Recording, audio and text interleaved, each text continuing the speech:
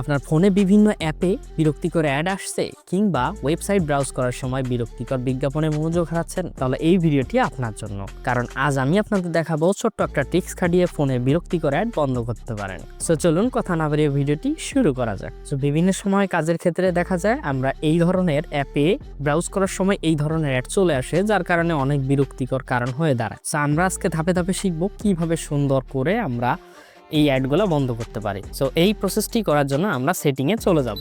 সেটিংয়ে চলে যাওয়ার পর আমরা এখানে সার্চ করব ডিএনএস। দেন ডিএনএসে সার্চ করার পর আমরা প্রাইভেট ডিএনএসে ক্লিক করে দিব।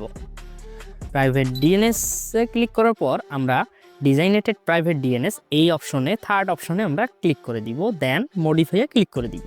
আফটার আমরা এখানে অ্যাড ব্লক করার জন্য dns.adguard.com দেন আমরা সেভ করে দিব। Using this DNS you can block all annoying ad on your mobile device. So আমরা এখন রেমিনির মতো পাওয়ারফুল অ্যাপগুলোর মধ্যে গেলেও আমাদের এখানে কোনো প্রকার অ্যাড আসবে না।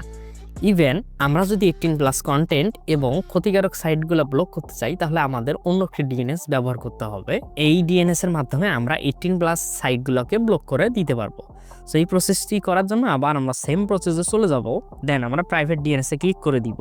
আফটার প্রাইভেট ডিএনএসে ক্লিক করার পর আমরা এখানে মডিফাই ক্লিক করব। দেন আমরা এখানে লিখব hi.cafeguard.com। এইটা লেখার পর আমরা টিকমার্কে ক্লিক করে দিব। দেন আমরা ব্যাক করে চলে আসব।